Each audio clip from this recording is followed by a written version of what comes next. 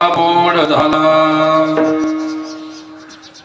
आज मारुतरायाच्या परम कृपाशीर्वादाने कैलासवासी ज्ञानेश्वर बाजीराव आतमवाड यांच्या प्रथम वर्ष श्राद्धाच्या निमित्ताने त्यांचे सुपुत्र श्री बालाजी ज्ञानेश्वर आतमवाड, नामदेव ज्ञानेश्वर आतमवाड या दोन्ही सुपुत्राच्या वतीने आपल्या वडिलांच्या श्राद्धांच्या प्रीत्यर्थ आजची ही कीर्तनरूपी सेवा, कीर्तन सेवेसाठी निवडलेला अभंग जगद्गुरु संत श्रेष्ठ तुकोबारायांचा आहे।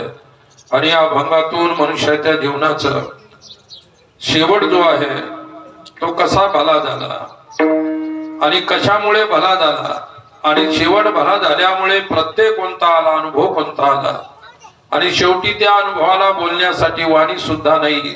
एकंदरीत अभंगाचा अशा प्रकारचा अर्थ आहे। आता आपण त्याचा भावार्थ पाहण्यापूर्वी थोडीशी प्रस्तावना। विठ्ठला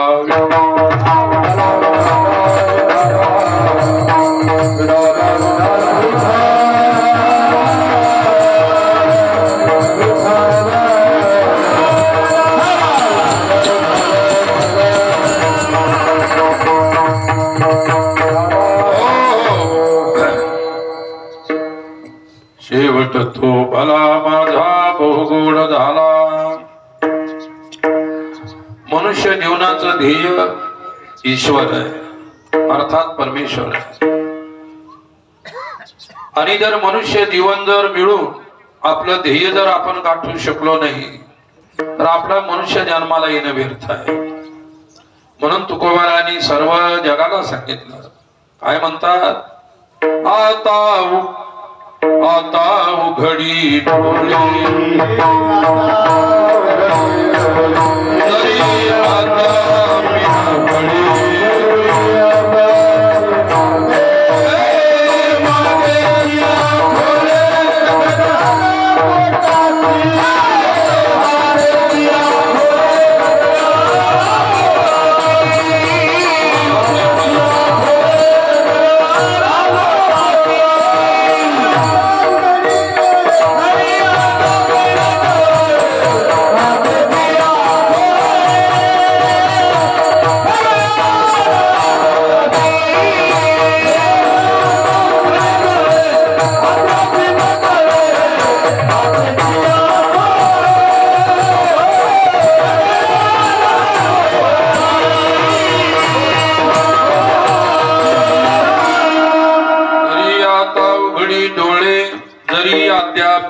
कळे मातीची खोळे दगडाला पोटाशी। आता मनुष्य जन्म आल्यानंतर तरी सावध हो आणि सावध होऊन विचार कर। आता उघडी डोळे, डोळे कोणते? विचाराचे डोळे, ज्ञानाचे डोळे, प्रेमाचे डोळे, भक्तीचे डोळे उघड। जर तुला आतापर्यंत नाही कळालं तर काही हरकत नाही, पण भविष्यात मातेची घोडे दगडाला पोटाशी। आईच्या गर्भातून तू मनुष्य म्हणून नाही तर दगड म्हणून जन्माला आलायस। काय जसं दगडाला कोणती जाणीव नाही तो निर्जीव आहे आणि आपणही सुद्धा जाणीवा असूनही निर्जीव बनलेलो आहे। परमार्थ जर आपल्या जीवनामध्ये नसेल काय, आणि म्हणूनच या जन्माचा अर्थ संतांना माहित आहे, संत सांगत असतात। तुकोबारांनी स्वतःविषयी सांगितलं, भावांनो, सावध झालो सावध झालो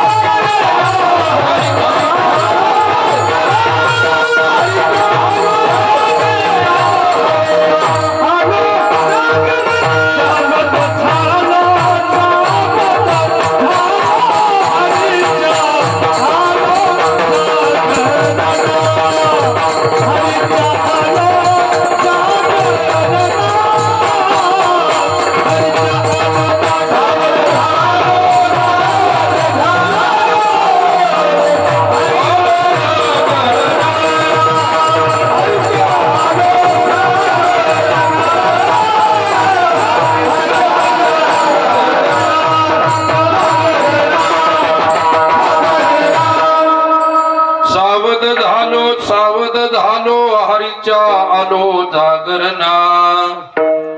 महाराज म्हणतात मी सावध झालो. पहा, स्वमनाने सावध होणं हे खरं सावध होणं आहे.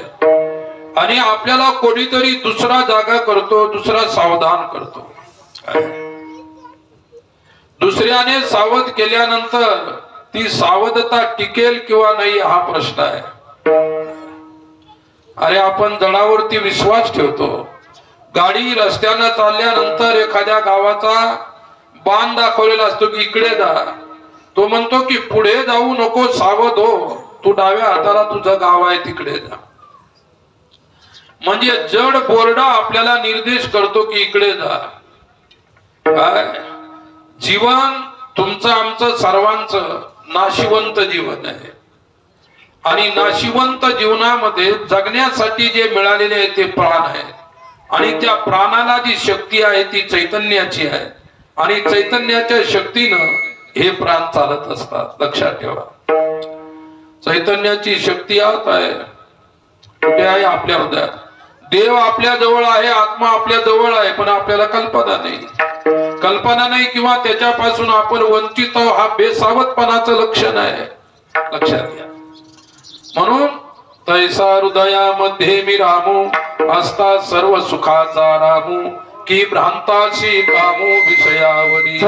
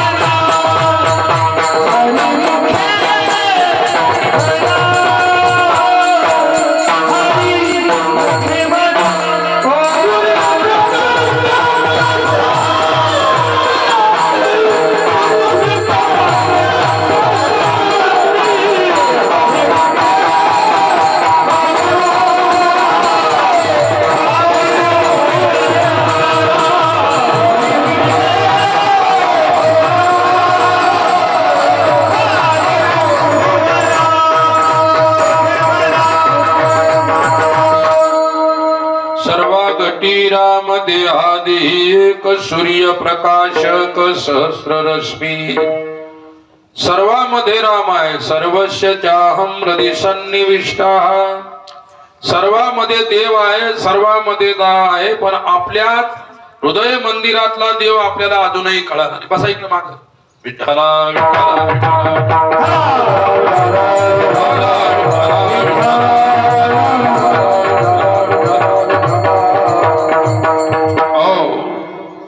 कॅमेरा लावलाय म्हणून इथून पुढून जाता येत नाही. त्याचं कारण विठ्ठला विठ्ठला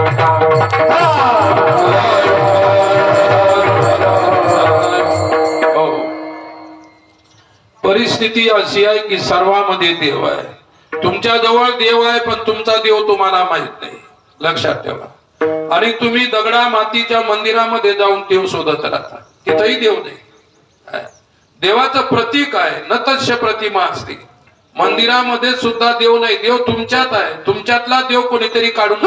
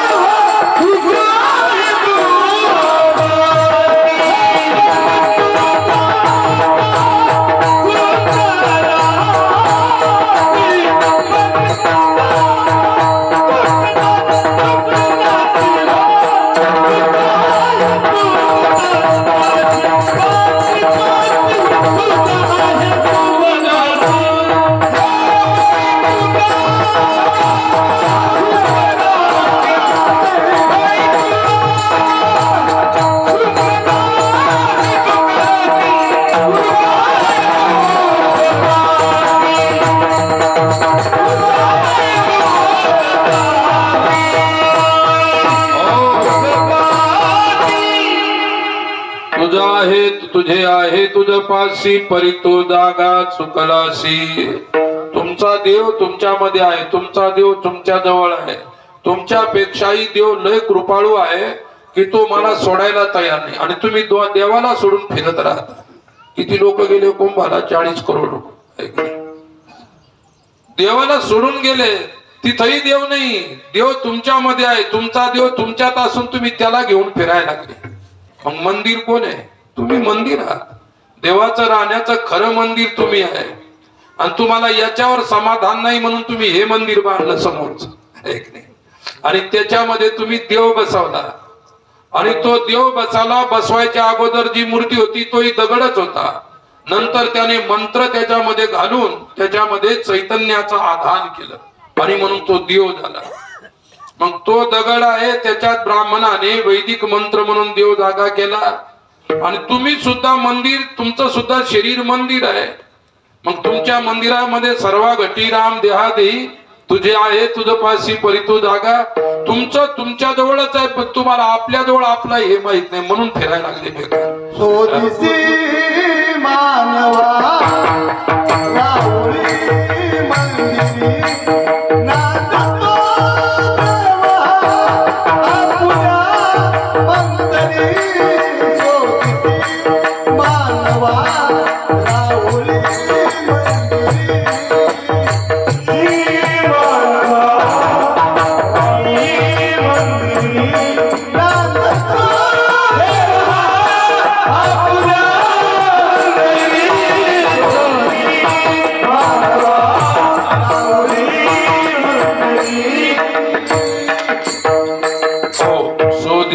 देवा हा रावळी मंदिरी नांदतो देवा हा पुल्या अंतरी.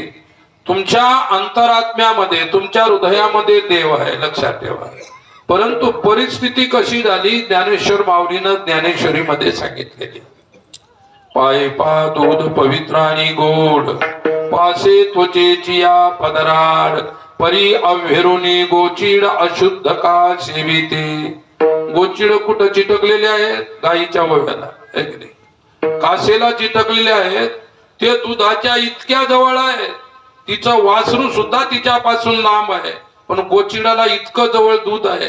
पण रक्ताशिवाय गोचिडाने कधी दूध पिलं का? मग ते कुठं आहे ते गोचिड? तिच्या जवळ आहे. तसे तुम्ही सुद्धा मंदिरामध्ये बसलेले आहे. मंदिरामध्ये बसूनही तुम्हाला देव दिसत नाही. मग भाग्यवानात का भाग्यहीनात? किती वर्षापासून काकडा करता? आला का नाचत देव एका दिवशी तुमच्या काकड्या? अरे तुमच्यातला आतला नाचल्याशिवाय बाहेरचा नाचत नाही. आतला झोपी घालून ठेवलेला आहे, बाहेर त्याची प्रतीक्षा करता कधी येईल आणि कधी नाचेल. बाहेर काहीच नाही, सर्व आत आहे. मग पाहे पा दूध पवित्र आणि गोड पासे त्वचेची या पदराड. नुसता चमड्याच्या पाठीमागूनच दूध आहे, पण गोची रक्त प्यायची त्याला सवय आहे. मग आता हे समोर बसलेले गोचीड दिसला का देव? देवाच्या किती जवळ आहे.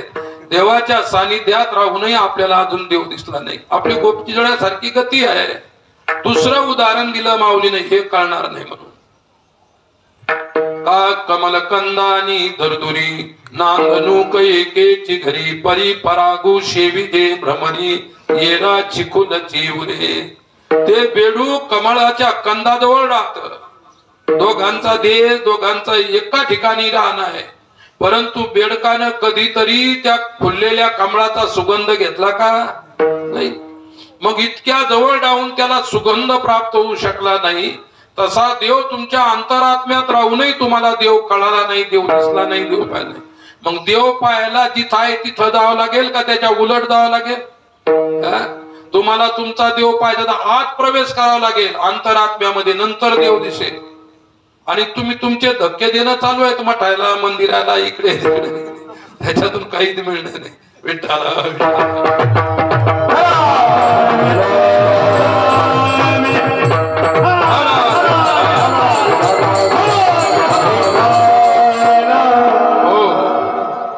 साधू संतांनी खंत व्यक्त केली की परमात्मा बाबा तुमच्या जवळ आहे, तुम्ही फिरायला कुठे लागले?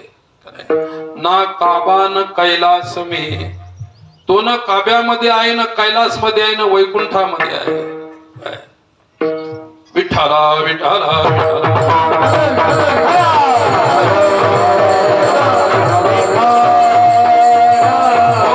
तुकोबारायच म्हणतात.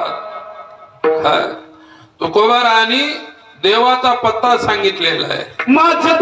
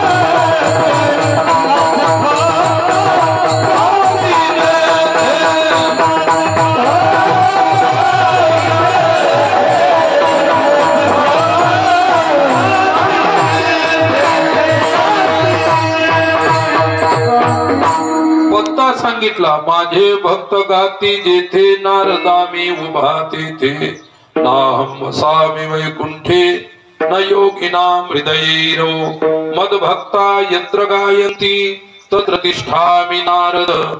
अरे माझे भक्त जेथे आहेत तिथे मी आहे. निगमाचे वना निगमाचे वना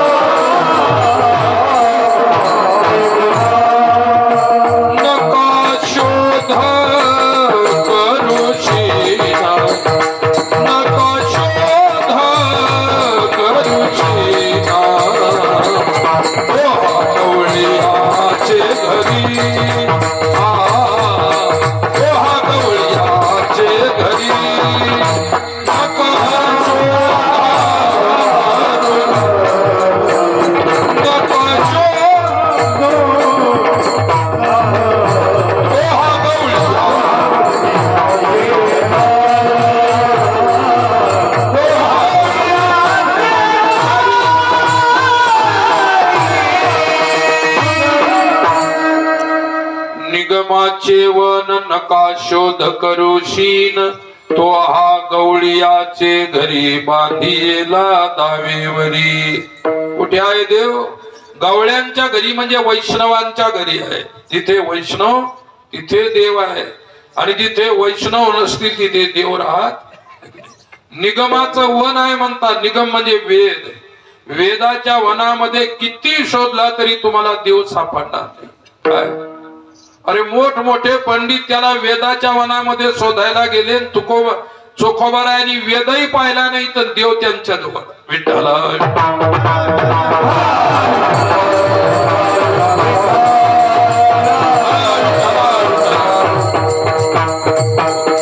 देवाचं वास्तव्य साधू जवळ आहे. मग तुम्हाला देव पाहायला जात असेल तर कुठं जायला पाहिजे? कुंभमेळ्याला. तिथे साधू नाही काय? अरे तिथे जिथे साधू असतील तिथे जायला पाहिजे. कुंभात असो का तुमच्या गावात असो, पंढरपुरामध्ये असो का कुठे असो. देवाला फक्त मंदिर आवडत नाही, देवाला आवडतं साधूचं हृदयरूपी मंदिर. विठ्ठला विठ्ठला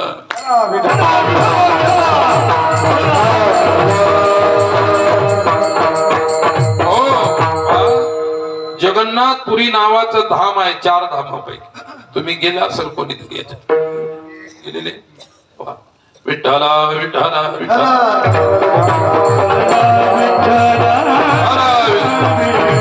हो.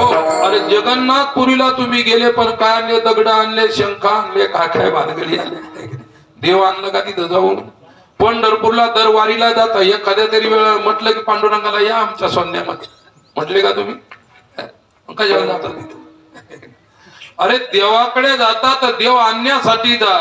निदान म्हणाला बाबा मी सर्व सोडून, गाव सोडून, घरदार सोडून तुझ्याकडे आलो, मला इथं तरी दर्शन दे. जगन्नाथपुरीमध्ये संत कर्माबाई नावाची संत झाली. जशी आपल्या गंगाखेडला जनाबाई, तशी तिथे जगन्नाथपुरीला कर्माबाई. विठ्ठला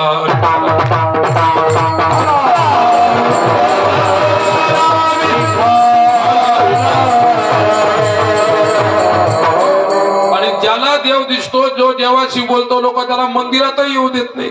जनाबाईला मंदिरात येऊ देत होते का? ती नेहमी मंदिरात येऊ लागली. म्हणून त्या बडव्यांना वाटलं की आमच्यापेक्षा हिला जास्त प्रचार होईल, हिचंच नाव गाव होईल, आणि म्हणून तिच्यावरती अलंकार चोरण्याचा आळ घातला. काय आळ घातला? आणि लीला कोण केली? देवाने केली. देव म्हणाला, जेने तुला रावळात यायचं काम नाही, अगं वाटेल त्यावेळी मी तुझ्या घरी येईल, पण तू इकडे रिकामा येत जाऊ नको. काय इकडे जे लोक आहेत माझ्या अवती भोवती, ते चांगले लोक नाही. रात्रंदिवस देवाला घासणारे, आंघोळ घालणारे, अभिषेक करणारे, देवानं सांगितलं हे लोक चांगले नाही, इकडे येत जाऊ नको. एखाद्या वेळी तुझ्यावर चोरीचा आळ घालतील. झालं तेच. अलंकार देवाने जनाबाईच्या घरात नेऊन टाकला. कोण टाकला? देवानं टाकला. आणि मग लोकांना शंका झाली, जनाबाई ही गरीबाची पोर आहे, गरीब आहे, भिकारी आहे, भिकारी जास्त चोऱ्या करतात. अरे भिकारी जास्त चोऱ्या करतात का श्रीमंत जास्त चोऱ्या करतात? जेवढ्या श्रीमंत चोऱ्या करतात तेवढे भिकारी गरीब माणसं चोरी करू शकत. गरीबाने केली तर पोटापुरती करेल जास्तीत जास्त. आणि तुमच्या आमच्या सर्वांच्या पोटाची चोरी ते लोक करतात. आणि त्यांना पोलीस संरक्षण म्हणा. पोलीस संरक्षणामध्ये चोर राहतात किती? 90 आहे.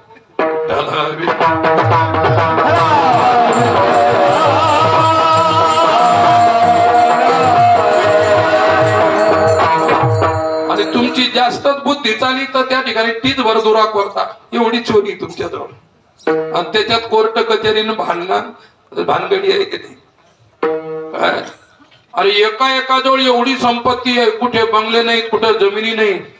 काय राहतात महाराष्ट्रामध्ये चहाचे मळे आसाममध्ये त्यांचे, तुम्हाला माहित नाही. तुमच्या जवळ राहणारे आसाममध्ये त्यांचे चहाचे मळे, तिथं त्यांचे हिमालयात बंगले बांधलेले आहेत. जवळजवळ 1-1 अब्ज रुपयाचे, 100 कोटीचा एक बंगला बांधलेला आहे. कोणाच्या पोटाचे पैसे? हे कीर्तन ऐकतात ना, यांच्या पोटातले पैसे. किती मोठी चोरी आहे. आणि तुम्ही गरीबावर नेहमी आळ घालायची सवय लागली. सामान्य माणसावर चोरी करणे, सामान्य माणसं चोरी करतात, सामान्य माणसं चोरी. काय तुमची चोरी नगण्य आहे. काय तुमच्या चोरीनं थोडस पाप झालं तर नरकाचा एखाद्या कोपऱ्यात जावं लागेल. आणि त्यांना डायरेक्ट पूर्ण नरकच, त्यांना दुसरा कोपराच नाही. विठ्ठल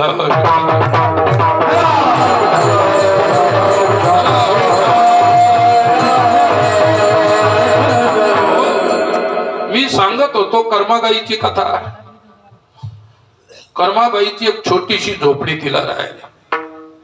तेही त्या ठिकाणी फाटकं तुटकं कबाड कस तरी, काहीच व्यवस्था नाही. मोल मजदुरी करायची पण फुकटचं कोणाचं खायचे नाही. मोल मजदुरी करायची, जेवढं मिळेल तेवढं आपलं त्याच्यावरती आपली उपजीविका करायची. एक दिवस तिला इच्छा झाली की देवाला जेव घालायची. कोणाला? देवाला जेव घालायची इच्छा झाली. इच्छा चांगली आहे का बेकार आहे? देवाला जेव घालायची चांगली इच्छा आहे. देवाला जेव घालायची, संतांना जेव घालायची, सज्जनाला जेव घालायची, चोराला जेव घालायची, चांगली इच्छा आहे. चांगली. विठ्ठला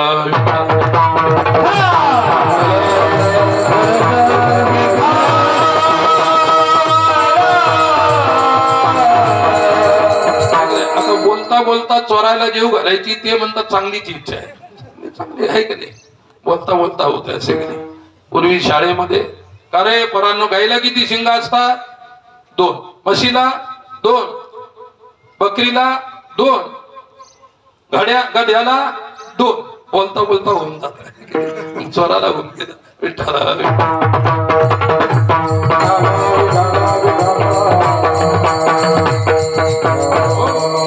म्हणून बारकाईनं ऐकून मान हलवायची. आता रिकाम्यात माना हलवायला लागले, तुमच्यात मानाला त्रास होईल, मला काय त्रास होणार? तर मला एकच सांगायची महत्वाची गोष्ट, कर्माबाईनं देवाला देव घालायची इच्छा केली.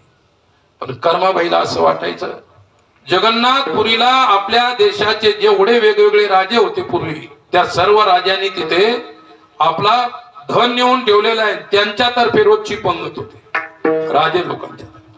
ते राजे गेले, त्यांच्या वंशातर्फे त्यांनी एकदा देऊन टाकलेलं आहे. तर जगन्नाथपुरीच्या मंदिराला जमीन किती आहे? 20,000 एकर. किती जमीन आहे? 20,000 एकर जमीन आहे. आणि त्यांच्या रसोईमध्ये 1,000 लोक रोज काम करतात. एवढं मोठं स्वयंपाकघर आहे. पहिले आपल्या गुऱ्हाळाच्या कड्या होत्या का नाही, तशाच कड्या आहेत भाजीला आणि याला बनवायला. पण तिथं मातीचे भांडे आहेत. काय भांडे आहेत? मोठे मोठे मातीचे भांडे आहेत. एका एका मातीच्या डेऱ्यामध्ये 1 क्विंटल तांदूळ शिजतात. एवढं मोठे मोठे. आणि एवढी मोठी रशी. 56 प्रकारचा भोग नैवेद्य. भोग म्हणजे नैवेद्य रोज 56 प्रकारचा. आमची मागच्या वर्षी होती ना आपली कथा तिथे. आमच्याही मंडळीनं मस्त ताव मानला 7-8 दिवस, त्याच्यावर ताव मानायचे. तर ते 56 प्रकारचा नैवेद्य. आणि कर्मबाईला वाटलं मी तर रोज खिचडी खाणार. ओडिसामध्ये बंगालमध्ये काय नुसता भात, वेगवेगळ्या भाज्या करायच्या, भात करायचा, एखादं जमलं तर गोड जे काय असेल ते करायचं असं आहे. मग तिला वाटलं की बा देवाला 56 प्रकारचे लागतात नैवेद्य वेगवेगळ्या प्रकारचे. आपल्याजवळ तर खिचडी शिवाय दुसरं काही नाही. अरे करणारालाही माहित नसतं की खाणाऱ्याला काय पाहिजे. करणाऱ्याला माहित असतं का? आम्हालाही लोक विचारतात की बाबा आता तुम्ही आमच्या घरी जेवायला मग काय करायचं? काही करा, तुम्हाला जे वाटेल ते, फक्त आमच्या नियमाप्रमाणे करा.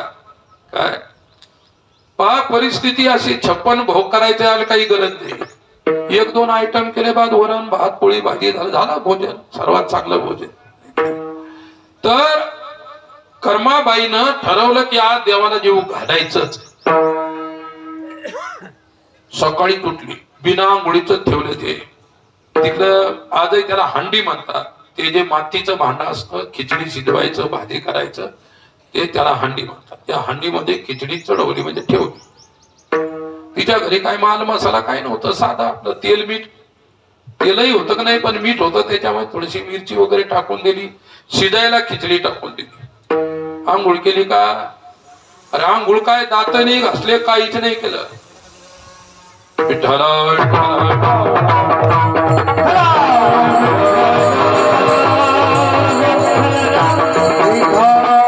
खिचडी तयार झाली.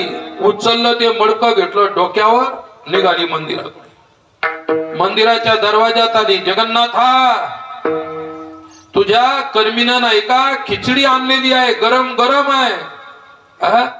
आणि मला माहित आहे की तुला सकाळी सकाळी लवकर भूक लागते. यशोदाई तुला लोणी दही दूध खाऊ घालायची, पण माझ्या घरी काहीच नाही रे. माझ्या घरी फक्त खिचडी आहे. घेशील का माझी खिचडी? आणि तुला हे पूजा करणारे लोक इतके उपाशी ठेवतात. 9 वाजेला तुझा बाल भोग लागतो. बाल भोग म्हणजे नाश्ता देवाचा. तुला 9 वाजेला देतात. तुला उठल्या उठल्या भूक लागते म्हणून उठल्या उठल्याच करून आणली. असेल का? देवाच्या तोंडाला पाणी सुटलं तिकडं. परंतु देवाला त्या याच्यावरून आसनावून खाली उतरता येत नव्हतं. आणि पैलवान होते दोन्हीकडून बाजूला पूजा करणारे पैलवान. विठ्ठला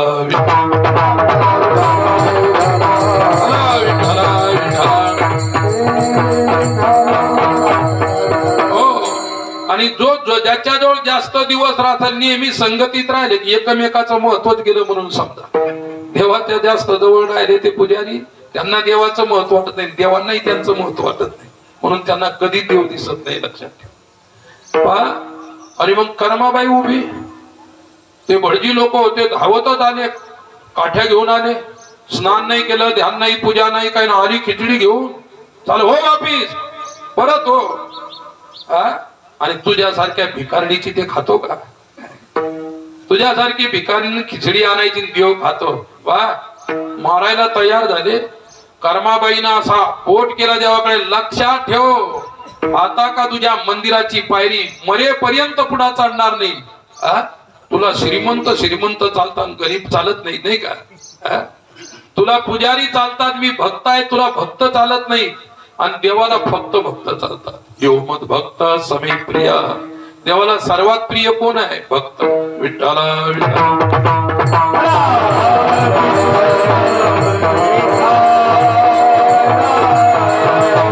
हो. अनपेक्ष सुचिर्दक्ष उदासीनो गतव्यतः सर्वारंभ परित्यागी यो मदभक्त समी प्रिया. कोण आवडतो? भक्त आवडतो. देवाला भक्त आवडतो. दिलं कर्माबाईला हाकलून.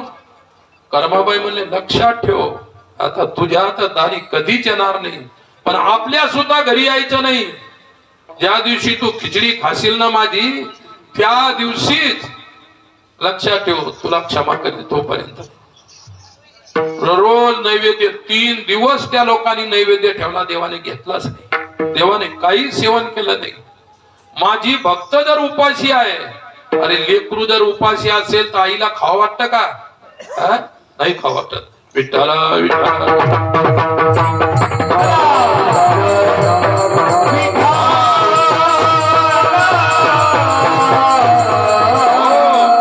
सोन्याच्या जरी ताटात अन्न लेकरू उपाशी असले तर आई त्याला हात सुद्धा लावणार. सोनं भारी आहे का लेकरू भारी आहे? तुम्हाला लेकरू भारी आहे की नाही?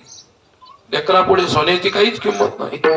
भक्ता पुढे भगवंताला कशाचीच किंमत नाही. लक्षात ठेवा. त्याला फक्त द्यायला भक्ताची किंमत आहे देवा. अरे मग कर्माबाई 3 दिवस आपल्या झोपडीमध्ये आणि ती खिचडी जी आणून काय केली होती ती समोर ठेवली. काय समोर खिचडी ठेवली. देवाची प्रतीक्षा नाही करत. आता तुला यायचं त्यावेळी येशील, पण तू खाल्ल्याशिवाय मी खाणार नाही हे लक्षात ठेव. भक्ताचा संकल्प आहे. देवाला तिकडं मूर्ती तिथं घामत फुटला देवाला, परंतु ते बडवे रात्रंदिवस जवळ जाता सुद्धा येईन. देवानं ठरवलं जाऊ, पण पट बंद झाल्यानंतर संध्याकाळी देव झोपतो. देवाला काय केलं जातं? झोपी घातल्या जातं. देव झोपल्यावर तुम्ही जागे राहाल का? अरे भावना आहे त्या. देवाला झोपी घालायची काय आहे? देव कधी झोपी जात नाही. तो नित्य प्रकाश आहे. तो नित्य निरंतर आहे. तो नित्य जागृत आहे. कधीही तो सनातन आहे आणि म्हणून तो कधी झोपत नाही. आपली भावना भक्ताची झोपी घालते. मग देवानं काय केलं? त्या बडव्यानी 3ऱ्या दिवशी देवाने ठरवलं आज जायचं म्हणून. 3 दिवस झाले माझी कर्मी उपाशी आहे. आणि मग ते पट बंद झाले. देवाने रात्री पट उघडले. सकाळी 3-3:30च्या दरम्यान. आणि देवाने मंदिरात प्रवेश केला. कुठे प्रवेश केला? मंदिरामध्ये देवाने प्रवेश केला. म्हणजे तिच्या झोपडीमध्ये. मंदिरातून निघाला आणि तो दरवाजाजवळ आला. खटखट खटखट खटखट. कर्माबाईने विचारलं कोण आहेस? इतक्या रात्री कोणाचा दरवाजा खटखट? कोण आहेस? त्याने हलक्या आवाजाने म्हटलं कर्मे, अगं मी जगन्नाथ आहे. जगन्नाथ, त्या मंदिरातला जगन्नाथ. अजिबात माझ्या कवाडाला हात लावायचा नाही. आम्हाला तुझ्या पायरीवर चढ देत नाही. तू आमच्या मंदिरात आमच्या घरात घुसायला लागलास. कुठला न्याय आहे? इतकी जोरात बोलली. जशी जनाबाई विठ्ठलाला शिव्या द्यायची तशी कर्माबाई सुद्धा खतरनाक होती. देव काकुळती आला. विठ्ठला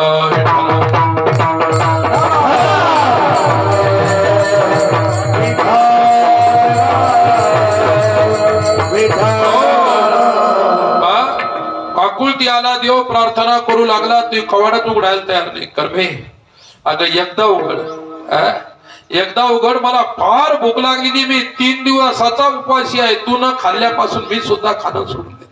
त्या बाईनं त्याच वेळी कर्माबाईनं दरवाजा उघडला आणि समोर कर्माबाईच्या ते मडकं ठेवलेलं खिचडीचं वेगळे. आता ती किती दिवस झाले त्या खिचडीला? 3 दिवस झाले. तुमची खिचडी किती दिवस टिकते? सकाळी केली तर संध्याकाळी आंबट होते आणि संध्याकाळी केली तर सकाळी खायच्या सुद्धा लायकीची राहत नाही. कर्माबाईच्या खिचडीला किती दिवस झाले? 3 दिवस. लक्षात ठेवा. आणि भंडास महाराजाला सांगतो वर्षातून एकदा मी खिचडी बनवतो. किती? एकदा. ती माझी खिचडी तुम्ही 8 दिवस खाऊ शकता तरी विटणार नाही. तुमच्या खिचड्या तर 3 घंट्यात विटायला लागतात. खरं तुम्हीच विटलेले आहेत म्हणून. विठ्ठल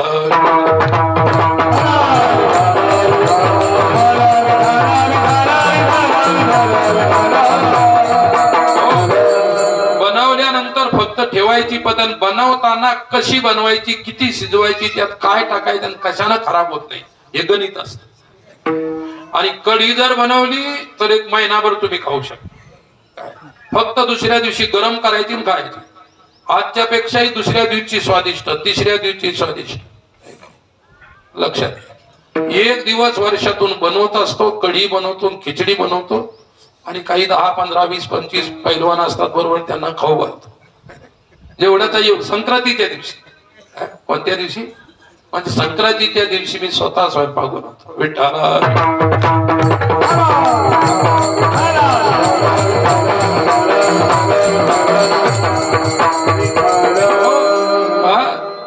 देव जबरदस्ती घुसला आणि घुसल्यानंतर देवानं आपण होऊन त्या मडक्यात हात घातला. उचलली खिचडी अशी.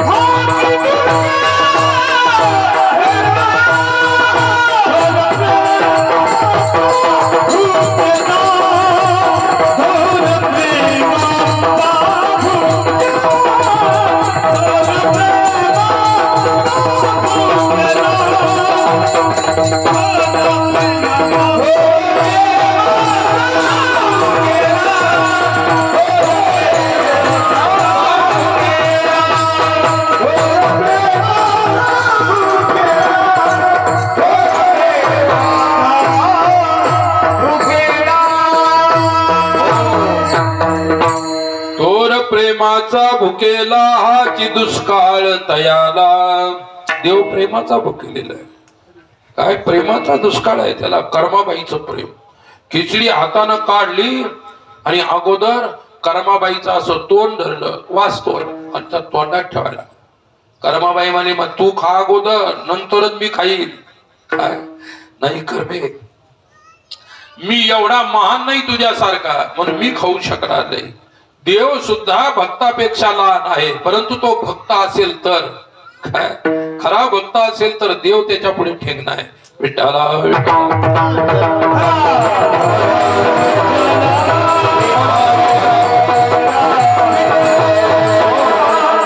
देवाच्या देवाने कर्माबाईच्या मुखात असा घाल त्याला, घे घे काय. आणि नंतर कर्माबाईला पुष्कळ विनंती केल्यानंतर कर्माबाईनं खायला सुरुवात केली. असं तोंड धरलेलं, तिच्या तोंडातला घास घेतला ना आपल्या तोंडात. विठ्ठला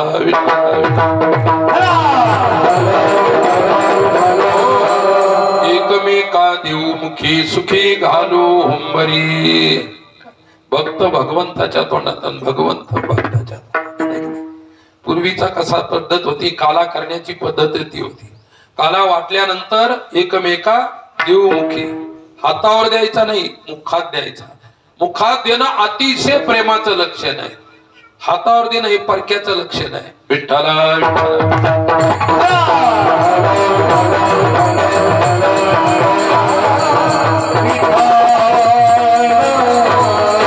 आपल्या हातावर आला की शेजारच्या वैष्णवाच्या मुखात द्यायचा, त्यानं तुमच्या टाकायचं, तुम्ही त्याच्यात टाकायचं. हे काला खायचा नियम.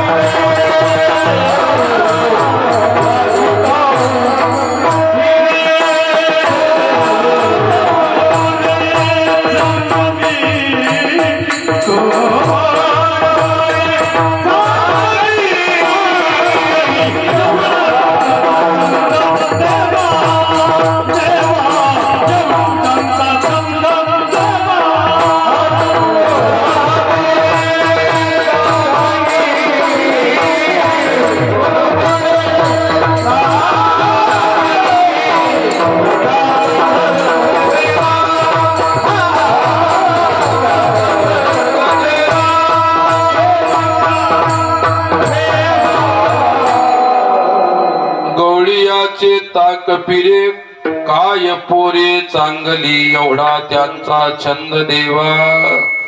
देवाना त्या छंद म्हणजे आवड. लक्षात ठेवा, देवाला एवढी आवड की गोपाळांचं उष्ट खायचा. कोणता देव? काय एवढा मोठा